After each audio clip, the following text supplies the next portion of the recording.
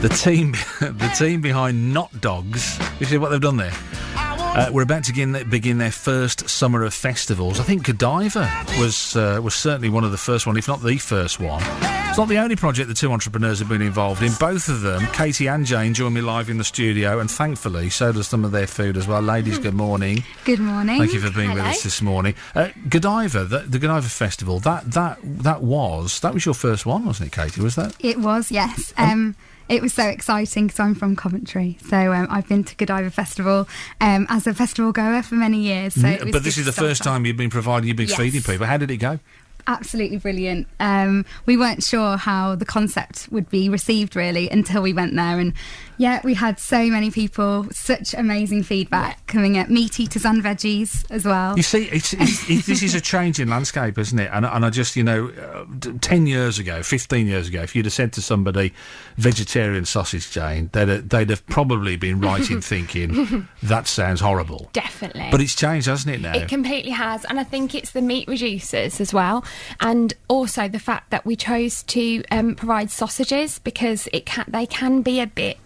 people can be a bit fussy around sausages. I'm vegetarian, but Katie's a meat eater. Right. But you prefer these sausages anyway, don't you? Yeah. No nasties in them, basically. It's useful you're working together then, one vegetarian, one not, because you get a different perspective on both of them. And customers ask that, and we're really happy to be able to say, well, actually, I'm veggie, but Katie loves these and is a meat eater. Do you find you have to give people a taste first? Were you doing, or were you tempted to do that? Because people come up to the truck, don't they, and they go, what? Vegetarian hot dog? What's this all about, kind of thing? Well, normally they come up to the truck and they go, not dogs, have a little giggle, see our little slogan, which is meaty dogs without the meat. Right. And they tend to get it from there, really. Right.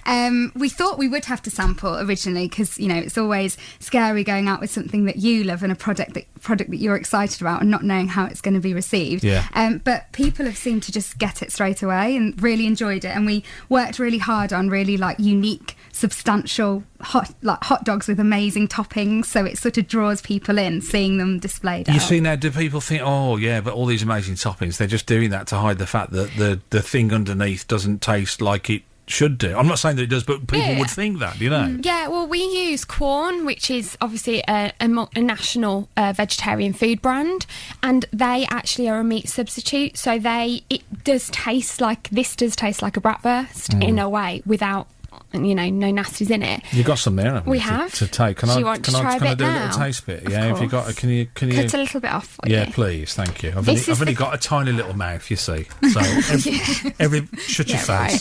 Just shut your face. That's all I'm going to say. Was that a tiny little bit you've just cut off there? I've just seen it through the gap there. That is a tiny bit. They're 8 inch. 8 inches of sausage. If my wife finds out, I am dead. That's it. I won't be able to eat for the rest of the day. Thank you. Let me see if I can conduct the interview. That's the Kicking Katie Nacho. I was going to say, look at that. Isn't that, what's that on the top? That's jalapeno, isn't it?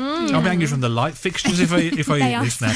Just tell me, while I have a quick nosh on this, because you're a couple of entrepreneurs, aren't you? And this isn't the only thing that you've been working on. Tell us what else you've been doing, and make it a long answer, because I'm about to have a bite on this now. Watch me get all this around my face now. Tell me, start now.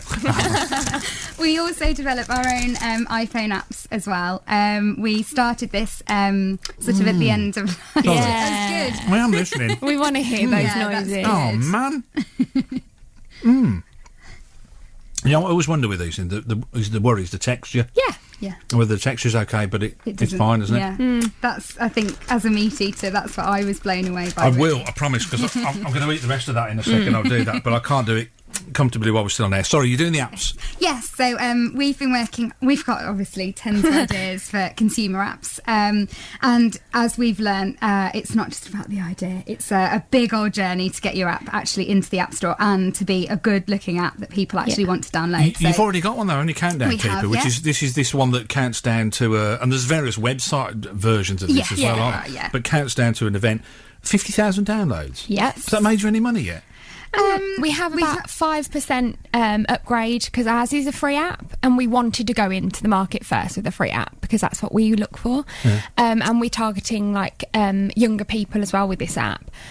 So we have about a 5% upgrade rate, 5 to 6%. But for us, because we obviously want it to be a long-term business, we knew that to go in and say we want to develop iPhone apps, we had to go with our first one as good but as simple as possible to get it into the App Store, to sort of go through the whole journey, really. Well, it's hard. For me, if you can combine sausages and apps, then you're made for life. That's it.